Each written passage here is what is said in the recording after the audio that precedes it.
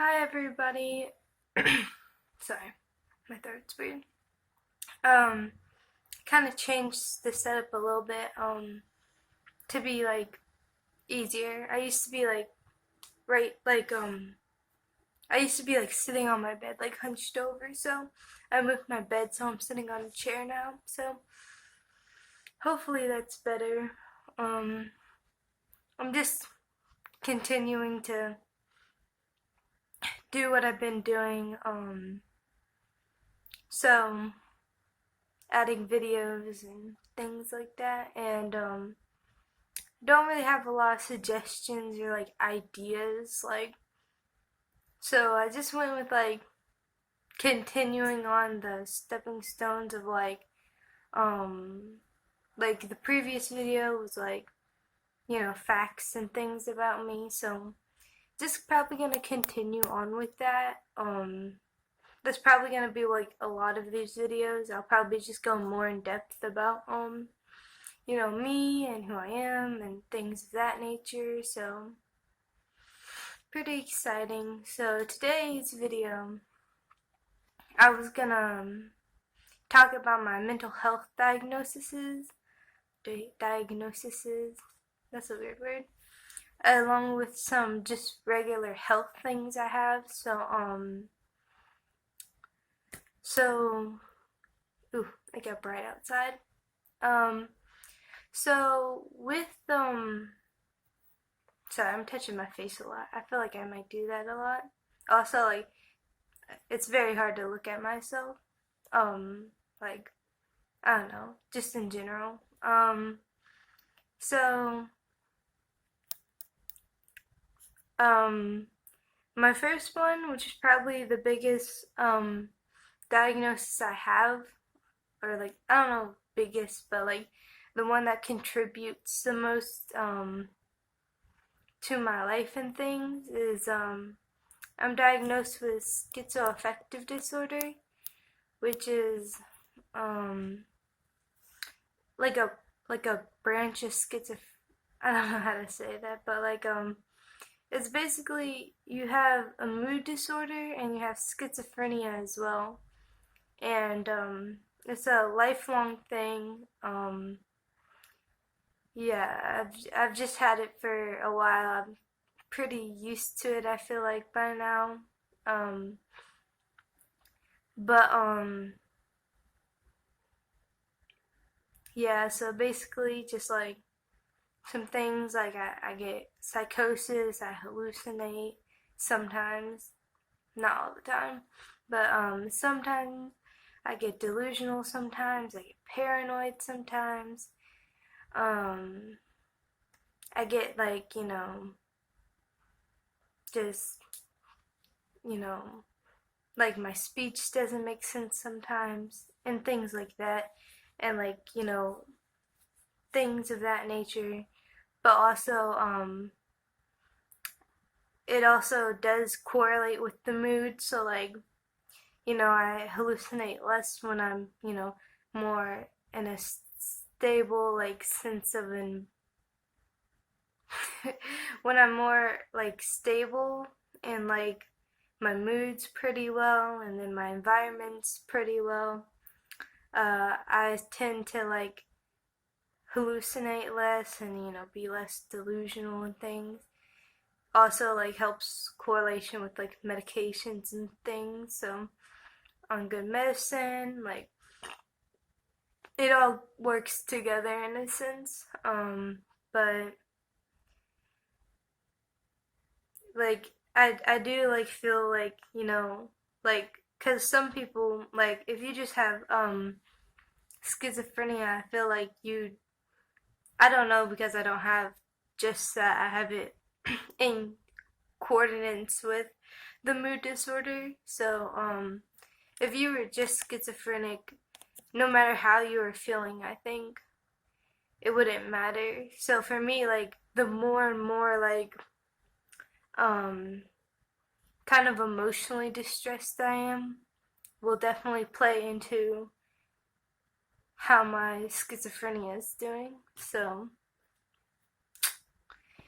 Next one is I have PTSD with dissociation. Um, and PTSD is pretty, I know a lot of people who've been diagnosed with PTSD. But it's just post-traumatic stress disorder. And, with dissociation just means like when you dissociate from reality. Um, so like some people, they might, I don't know, see something or feel something, or I don't know, they'll just remember something from the past, and then they can kind of just come right back. But sometimes with me, like when I see an item or when I'm having those kind of flashbacks, I'm not here, I'm back in that moment. And so that's kind of the like part of like just not being here. Like I won't respond to people correctly or at all really sometimes.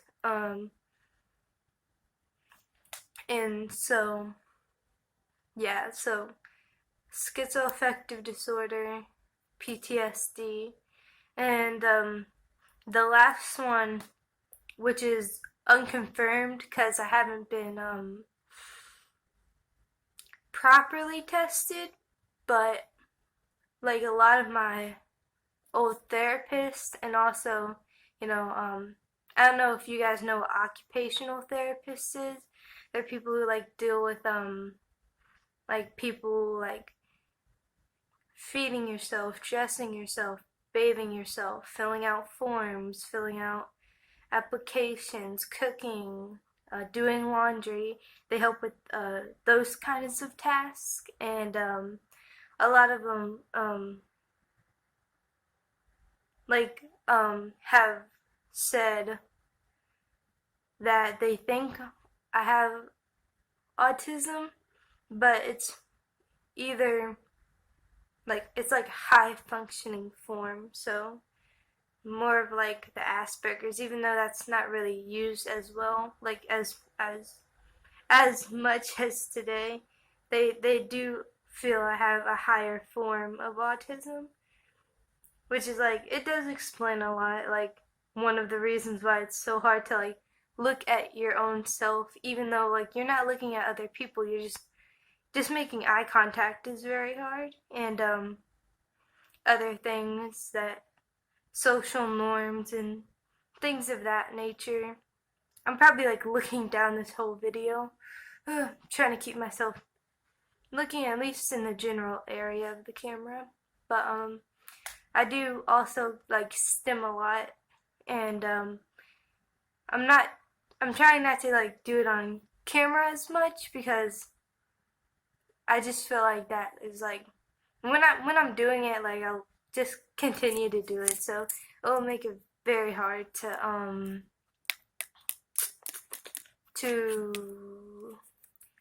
it will just make it very hard to continue the video. Finding words is also hard. And then just on like general health, I wear glasses. I'm not wearing them right now because I don't really wear my glasses inside. Yeah, like I just usually wear them to doctor's appointments or things like that. They are all the time glasses, but I just don't feel the need for them. Like when I'm looking at my phone, I'll put them on, or reading, I'll put them on, but just generally I won't put them on. Same thing. I have hearing aids. I don't wear them in the house because I don't like it wastes. I feel like it wastes the battery, and then also I just don't need them in the house because I've lived so long with like not wearing them in the house. Like I know how the house works. Like I can tell when people open and close doors, and if somebody wants to get my attention, like they can just open my door and like flick the lights, and I'll turn around and see what's happening. Ooh, it got really bright for a second. Um, but yeah, like that's, yeah, that's pretty much like health wise. I also have scoliosis and like some hip problems, but but it's not really bad. I see a chiropractor, so that's all fine. And it's not something I deal with on a daily basis, really. Like, I guess sort of, because like your back and hips hurt when you move them in certain ways, or like certain things you do could hurt your back or hips, but besides that, it doesn't really bother me. So that's basically it. It's a pretty short video, only 10 minutes, but it's me talking the whole time. I also, if you want to hear me talk more in depth about any of these, you can definitely leave your suggestion below. Like, if you want to know what it was like for me growing up, like hard of hearing, or with the schizoaffective disorder, you can definitely, because I've had it since I was very young. It was just harder to diagnose. They diagnosed me with a lot of stuff before they diagnosed me with the final diagnosis, because it's not common, especially in people who are younger. So it took a while for them to figure out what it really was. And if you also want me to talk about, I've been to a lot of psychiatric units, and then I've also been to different residentials, which is where you stay for usually, I think the shortest time is like 3 to 5 months, or 3 to 6 months, and I've been to like 3 of those, so I could definitely comment about those things. So if you want to hear about that, please let me know. I will make a video on it. And sorry, my shirt's so dark. But yeah, so that's all I wanted to talk to you about. If I have another video idea, I'll probably just make another video. But okay, goodbye.